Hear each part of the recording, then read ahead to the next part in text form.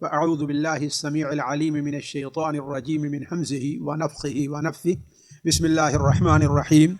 واتبعوا ما تتلو الشياطين على ملك سليمان وما كفر سليمان ولكن الشياطين كفروا يعلمون الناس السحر وما أنزل على الملكين ببابل هاروت وماروت وما يعلمان من أحد حتى يقولا إنما نحن فتنة فلا تكفر فيتعلمون منهما ما يفرقون به بين المرء وزوجه وما هم بضارين به من أحد إلا بإذن الله ويتعلمون ما يضرهم ولا ينفعهم ولقد علموا لمن اشتراه ما له في الآخرة من خلاق ولبئس ما شروا به أنفسهم لو كانوا يعلمون.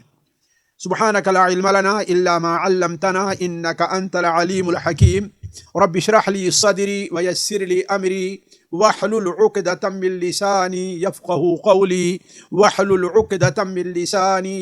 قولي عزیز ساتھیو، جادو فارسی زبان کا ایک لفظ ہے اور اردو اور ہماری عام زبان میں یہ اس قدر استعمال ہو رہا ہے کہ اب اس کے ترجمے کی ضرورت نہیں ہے. البتہ ہندی میں اسے ٹونا اور منتر وغیرہ سے تعبیر کرتے ہیں. عربی زبان میں اس کے لیے سحر کا لفظ آیا ہوا ہے، جیسا کہ جو آیت ہم نے ابھی آپ کے سامنے تلاوت کی اس میں ہے کہ یعلمون الناس السحر. سحر کا اصلی معنی تاریکی اور اندھیرے کے ہے. اسی لیے آپ جانتے ہیں کہ سحر کا وقت کون سا ہوتا ہے؟ طلوع فجر سے پہلے کا وقت، چونکہ تاریکی رہا کرتی ہے نا، اس لیے اسے سحر کہتے ہیں. اور اس وقت جو کھانا کھایا جاتا ہے اسے سحری کا کھانا، یعنی جو کھانا تاریکی میں کھایا جا رہا ہے. ویسے اصطلاح لغت کے اندر سحر کا معنی وہ عمل ہے، وہ اثر ہے جس کا سبب پوشیدہ اور بہت ہی باریک اور لطیف ہو. یعنی یہ اس کے اوپر اثر کہاں سے ہو رہا ہے؟ یہ آدمی بیمار ہے تو بیماری کہاں سے ہے؟ جتنے ڈاکٹر جو طب کے اندر ماہرین ہیں ان کی رسائی اس کے سبب تک نہیں ہے. تو وہ عمل جس کا سبب پوشیدہ اور بہت لطیف ہو اسے سحر کہتے ہیں. جیسا کہ ہم نے کہا اس کی وجہ ہے کہ جادو کا اثر اور اس کا سبب بہت ہی پوشیدہ ہوتا ہے. اسی لیے آپ دیکھیں گے کہ حدیث میں مؤثر تقریر اور دلوں کو موہ لینے والے بیان کو بھی کیا کہتے ہیں؟ جادو کہتے ہیں. اور ایسے شخص کو جادو بیان کہا جاتا ہے، جیسا کہ ابھی بعض حدیثیں اس سلسلے میں آپ کے سامنے رکھوں گا. اسی طریقے سے دیکھیے، چغلی کرنے اس کو بھی حدیث کے اندر جادو کہا گیا ہے، العد کہا گیا ہے. کیوں؟ اس لیے کہ دو ایسے دل جن میں محبت کا جذبہ ہوتا ہے آپس میں، جو ایک دوسرے کے لیے احترام کا اپنے دل کے اندر جذبہ رکھتے ہیں، چونکہ چغلی کرنے سے ان کے درمیان نفرت پیدا کر دی جاتی ہے. اور یہ چغلی کا اثر کیسے ہوتا ہے؟ ظاہر بات یہ چیز واضح نہیں ہے. تو جادو ایک ایسا لفظ ہے جو ہمارے اور آپ کے ہاں نہایت ہی کیا ہے، وہ معروف، بہت ہی معروف ہے. اصطلاح شرع میں شرعی طور پر ساتھیو، جادو وہ خطرناک اور خفیہ عمل ہے جو بہت ہی گھناؤنا ہے، جس کے ذریعے اللہ تبارک و تعالیٰ کے بندوں کو ضرر و نقصان پہنچایا جاتا ہے. اسے کسی کو قتل کر دیا جاتا ہے، اس کی وجہ سے کسی کو بیماری لاحق ہوتی ہے، اور کسی کو اس کے جان، اس کے مال، اس کی تجارت، اس کی جائیداد میں مختلف قسم کے اضرار لاحق ہوتے ہیں. یہ سارے کام جو کیے جاتے ہیں، دیکھیے، بعض عملیات کے ذریعے ہیں، ٹونے اور گنڈوں کے ذریعے ہوتے ہیں. اور یہ بھی بات واضح کر دیں، آج تو شاید یہ چیز عام ہوتی جا رہی، لیکن آج بھی اس کا زیادہ استعمال کسی عورت سے ناجائز جو عشقیہ تعلقات ہوتے ہیں، یا میاں بیوی میں جو جائز اور محبت کا جذبہ اور تعلق ہے، اس میں فرق ڈالنے کے لیے اس کا استعمال ہوا کرتا ہے. جیسا کہ قرآن مجید اس کے اوپر شاہد ہے. میں یہ بات اس لیے واضح کر رہا ہوں کہ ہمارے ہاں جو اس قسم کے لوگ اس قسم کی عملیات کرتے ہیں، وہ یقیناً وہ جادو کا کام کر رہے ہیں. ان کا حکم وہی ہے جو جادو کا ہوتا ہے، جیسا کہ آگے آپ کے سامنے بات آئے گی. دوسری بات میں آپ کے سامنے یہ رکھنا چاہوں گا کہ شرعی طور پر دیکھیے، آپ جانتے ہیں کہ یہ جو سلسلے کلام ہے یہ صرف کبائر کے اوپر ایک روشنی میں ہلکی سے میں آپ لوگوں کے سامنے ڈال رہا ہوں، ورنہ اگر ایک ایک موضوع کو لے کر کے چلیں تو اس کے لیے بڑی لمبی جو ہے مدت درکار ہے۔ تو جادو کا جو حکم ہے، جادو کے گوناگون نقصانات کے پیش نظر شریعت کے نظر میں یہ گناہ کبیرہ بلکہ کفر اور مذہب اسلام سے خارج کر دینے والا عمل ہے۔ یہ میں جو بات کہہ رہا ہوں یہ بات صرف میری نہیں ہے، یہ علماء کی ہے عمومی طور پر، بلکہ ایسا کرنے والا اسلام کی نظر میں مرتد اور کافر ہے۔ اس کی دلیل کیا ہے؟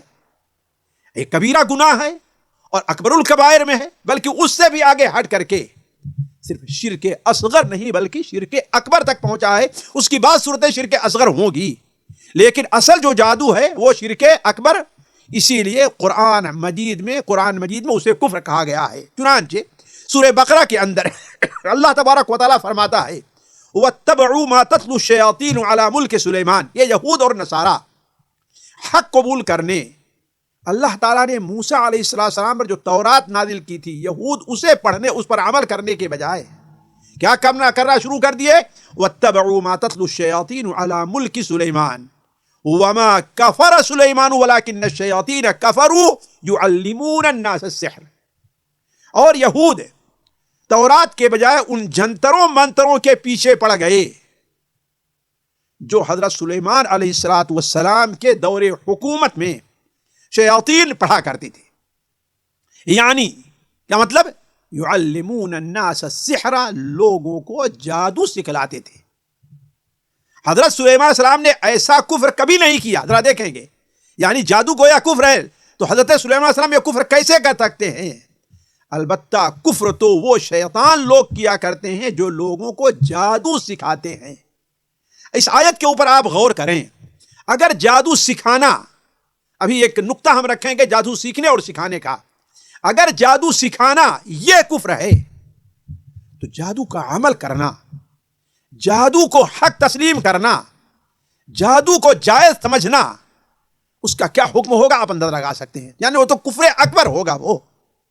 اسی لیے نبی کریم صلی اللہ علیہ وسلم نے، جیسا کہ یہ حدیث حضرت ابو ہریرہ رضی اللہ تعالیٰ عنہ سے بخاری اور مسلم کے اندر ہے کہ آپ صلی اللہ علیہ وسلم نے ارشاد فرمایا اجتنبوا السبع الموبقات، 7 وہ کبیرہ گناہ جو انسان کو، یہ اس کے اعمال کو تباہ اور برباد کر دینے والے ہیں، ایک مومن کی کمر کو توڑ دینے والے ہیں، ان سے تو بچو اور اس سے پرہیز کرو۔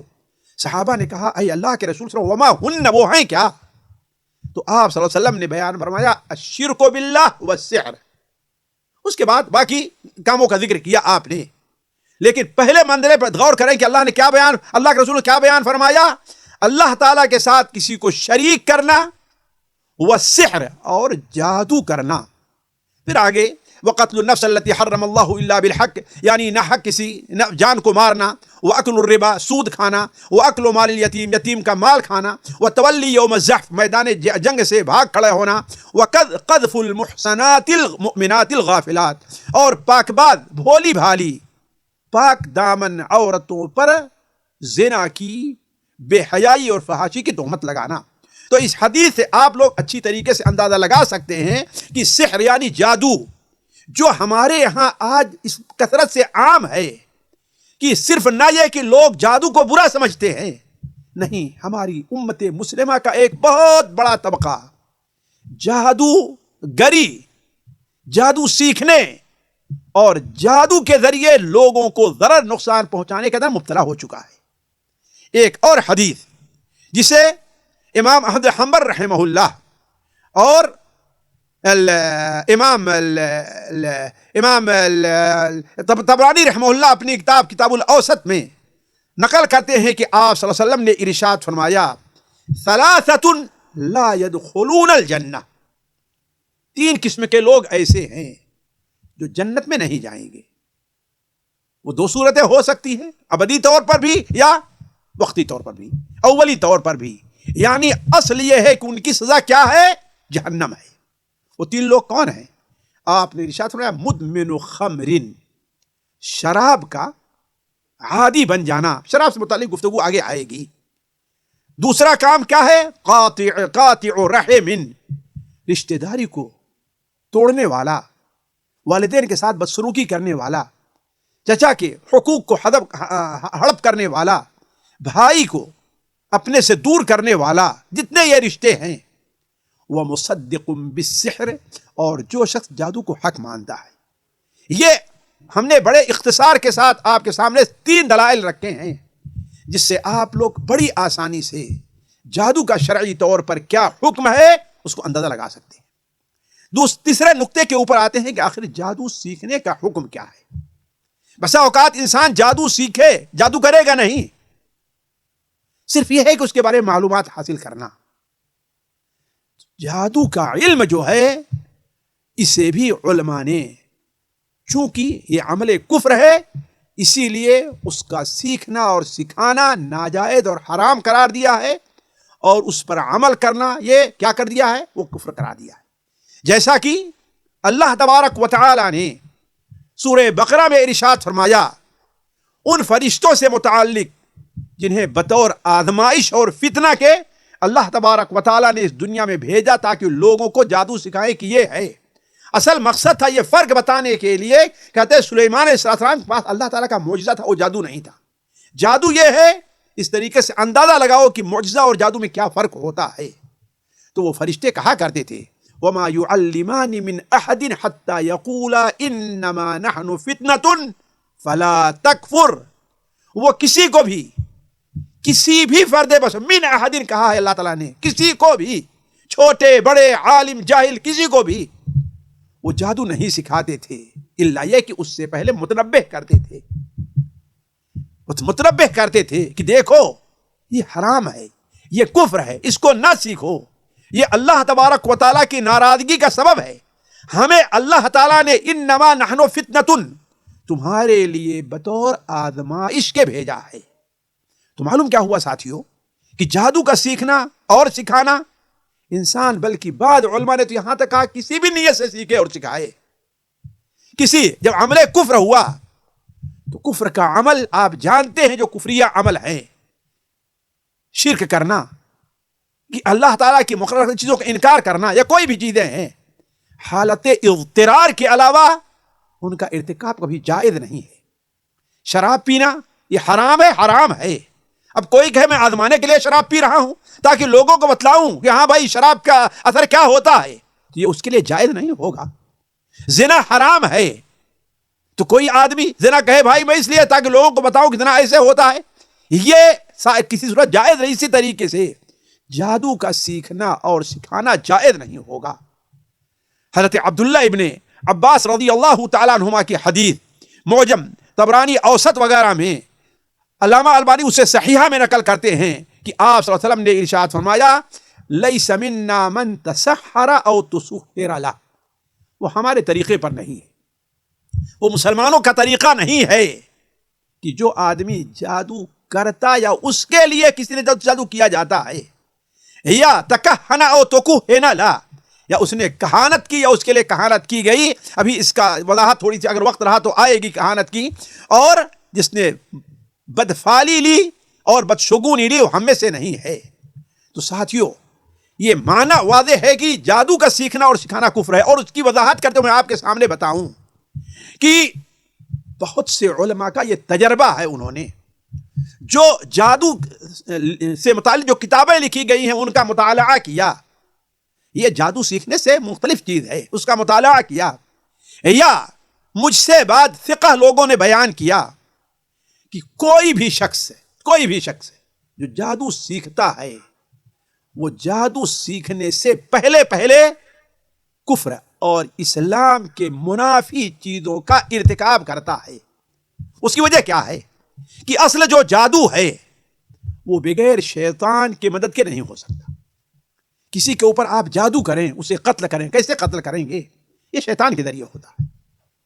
کسی کے دکان پر آپ جادو کریں تاکہ اس پر لوگ نہ آئیں، وہ دکان ترقی نہ کرے، وہ کیوں ہوتا ہے؟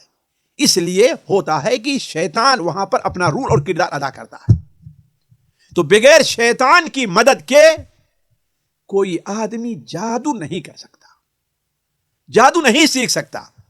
اور یہ بات بھی مسلم ہے کہ شیطان کسی کی مدد کرنے پر اس وقت تک تیار نہیں ہوتا جب تک کہ اس سے کفر نہ کرا لے. اور یہ بات مشاہدے میں ہے. میں مدرسے میں پڑھتا تھا تو ایک بچے کو پتہ نہیں کہاں سے کیا سوجی اور وہ اس قسم کے جن کو قبضہ کرنے، شیطانوں کو قبضہ کرنے منتر کرنا شروع کر دیا. 40 دن کے لیے اس نے چلا کیا. اس کے راستے میں ایک ایسا موڑ آ گیا کہ شاید اس نے اس کو چھوڑنا چاہا، اسے برا. نتیجہ یہ ہے کہ وہ بیمار ہو گیا اور کتنے دنوں تک بیمار رہا. اب میرے دل میں اس کے ساتھ کیا معاملہ ہوا ہے. اسی طریقے سے ایک شخص نے ایک سچے آدمی کے بارے میں بتایا کہ اس نے جادو کے بارے میں کچھ سیکھنا شروع کیا. تو جب ایک مرحلے تک وہ پہنچ گیا تو ایک دن اپنے گھر میں تنہا بیٹھا ہوا تھا تو اس کے پاس شیطان گندگی، پلیدگی، یہ پیخانہ لے کر کے پلیٹ میں آتا ہے کہ اس کو کھاؤ. یعنی ذرا سوچیں، بعض لوگ جو جادو سیکھتے ہیں اور بتایا لوگوں نے کہ ہفتے 10 دن 15 دن 40 دن ایسے ہو جائیں گے جو اپنے کمرے سے نکلیں گے نہیں، نماز پڑھنے نہیں جا رہے ہیں، حتیٰ کہ اس درمیان میں وہ غسل تک نہیں کریں گے. یہ ایسی چیزیں ہیں جو لوگوں کے مشاہدے میں ہیں. نمازیں چھوڑتے ہیں، اگرچہ لوگوں کے نزدیک کیا ہے بڑے پہنچے ہوئے لوگ بنے ہوئے، نہیں پہنچے ہوئے نہیں ہیں، وہ شیطان کے چیلے ہیں. شیطان نے انہیں نماز سے منع کیا ہے. اور دھوکہ کیا دے رہا ہے شیطان؟ ان کے سامنے ایسی تصویر پیش کرے کہ خانہ کعبہ ہے، تم نماز پڑھ لو. نعوذ باللہ من ذالک. اللہ کے رسول صلی اللہ علیہ وسلم مدینہ منورہ میں رہ کر کے خانہ کعبہ میں نماز نہیں پڑھ سکتے تھے، اور ہمارے ہندو پاک میں رہ کر کے لوگ بے نمازی جو ہیں وہ خانہ کعبہ میں نماز پڑھ رہے ہیں، اور جاہل ہماری عوام یہ ہے کہ ان کی تصدیق کر رہی ہے. تو کہنے کا مطلب یہ ہے کہ یہ بات مسلم ہے کہ جادو کا سیکھنا، جادوگر اسی وقت جادوگر بنتا ہے جب تک کہ وہ شیطان کے ذریعے کفر نہیں کر لیتا. حتیٰ کہ بعض لوگوں کے بارے میں یہاں تک آیا ہے، بعض واقعات آئے کہ اگر کوئی عورت جادو سیکھتی ہے، ایک مرحلہ آتا ہے کہ شیطان اسے مصحف پر بیٹھاتا ہے، نعوذ باللہ، برہنہ ہو کر کے بیٹھاتا ہے، پھر اس پر بیٹھ کر کے غسل کرتی ہے، پھر کہیں جا کر کے وہ جادوگر یا کوئی آدمی جادوگر بنتا ہے. تو ایسے لوگوں کے ظاہر کے اوپر آپ لوگ نہ جائیں. ایسے لوگ بظاہر بزرگ کسی جگہ پر کسی خانقاہ میں بیٹھے ہیں تو اس سے دھوکہ نہ کھائیں. یقین مان لیں کہ اللہ تعالیٰ نے فرمایا وما يعلمان من احد الا ان يقولا انما نحن فتنة فلا تکفر. وہ کسی کو جادو نہیں سکھاتے تھے. تو گویا جادو سیکھنے کے لیے جب تک انسان کفر نہیں کرتا ہے وہ جادو نہیں سیکھتا. اسی لیے علماء نے کہا ہے کہ جادو کا سیکھنا اور سکھانا، اگرچہ کوئی یہ کہے کہ میں کروں گا نہیں یہ عمل، کسی کو نقصان نہیں پہنچاؤں گا، کسی کے اوپر جادو ہوگا تو اس کو میں دور کرنے کی کوشش کروں گا، لیکن یہ تمام باتیں جادو سیکھنے اور سکھانے کے لیے وجہ جواب نہیں بن سکتی ہیں.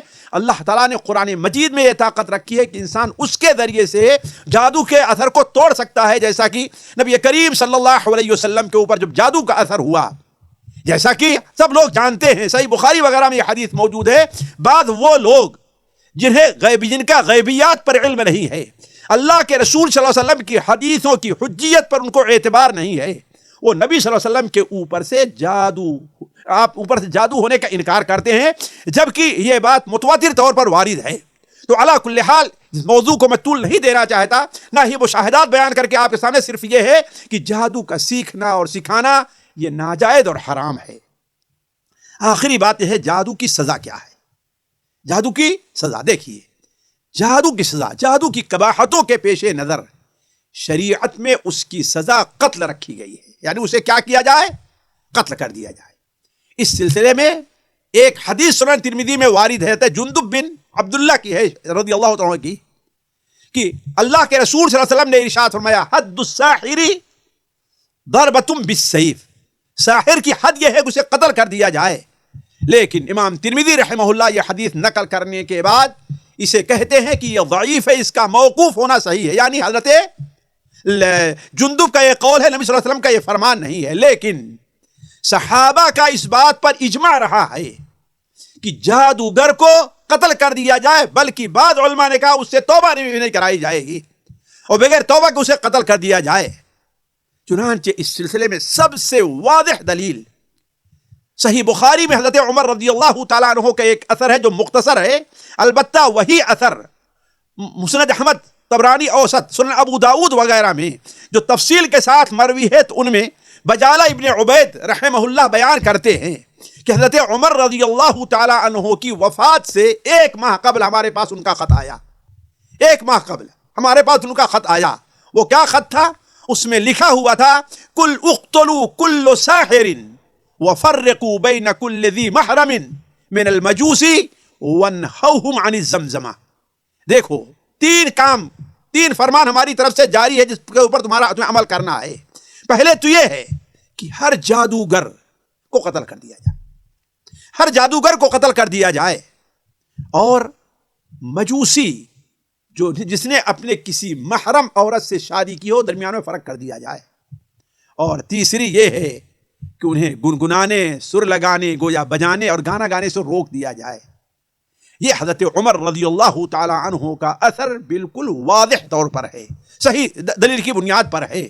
اسی لیے ایک لونڈی حضرت حفصہ بنت ابی بکر عمر رضی اللہ تعالی عنہ کے پاس تھی، اس نے جادو کیا تو انہوں نے اسے قتل کروا دیا۔ تو معلوم یہ ہوا کہ جادوگر کی سزا، یعنی جادوگر ایک ایسا فساد پھیلانے والا انسان ہے جو کسی مسلم معاشرے میں رہنے کے لائق نہیں، اس کے لیے کوئی گنجائش، کوئی جگہ نہیں ہے، اس کے لیے کوئی جگہ نہیں ہے کہ اسے اپنے معاشرے کے اندر رہنے دیا جائے۔ البتہ یہاں پر ایک بات اور ذکر کریں ہم، جادو کی اصل جو صورت ہے وہ کفر اکبر ہے، لیکن جادو کی بعض اور صورتیں بھی ہیں جو کفر اکبر تک تو نہیں پہنچتی ہیں، البتہ وہ کفر اصغر یا شرک اصغر تک پہنچے گی، اور ان کا بھی سیکھنا سکھانا جائز نہیں ہے۔ چنانچہ سنن ابو داؤد و سنن ابن ماجہ میں حضرت عبداللہ ابن عباس رضی اللہ تعالیٰ عنہما کا قول ہے کہ نبی کریم صلی اللہ علیہ وسلم نے ارشاد فرمایا من اقتبس علما من النجوم، جس نے ستاروں کا علم حاصل کیا، ہاں یہ تارہ ہے، جب یہ اگے گا تو ایسا ہوگا، دنیا پر اس کا یہ اثر پڑے گا، دنیا کو اس کا یہ اثر پڑے گا۔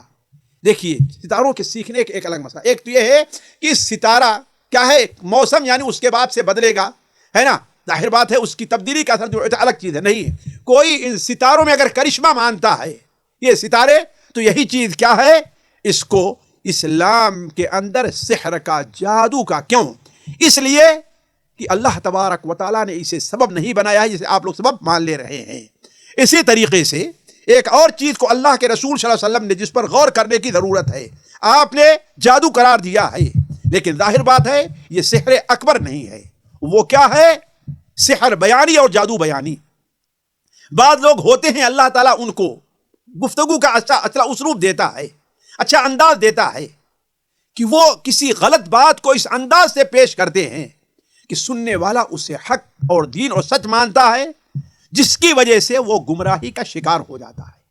تو اللہ کے رسول صلی اللہ علیہ وسلم نے اسے کیا بیان کیا، ان من البیان لسحرا، یہ تنبیہ ہے ان لوگوں کے لیے جنہیں اللہ تبارک و تعالی بیان کا ملکہ دیا ہے، اور وہ حق کو ناحق اور ناحق کو حق ثابت کر سکتے ہیں، ان کے لیے گویا یہ تنبیہ ہے کہ ایک قسم کا تم جادو کر رہے ہو، اور جادو اللہ تعالیٰ کو قطعاً پسند نہیں ہے۔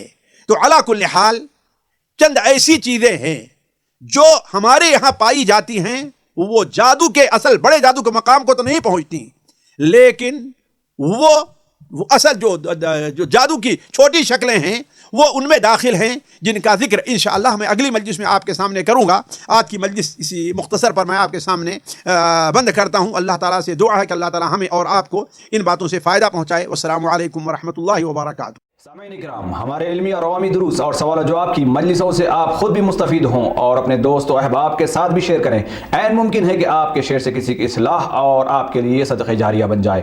واٹس ایپ پر اسلامک میسج حاصل کرنے کے لیے نمبر نوٹ فرمائیں: یعقوب عزیز 00966 5089 59707۔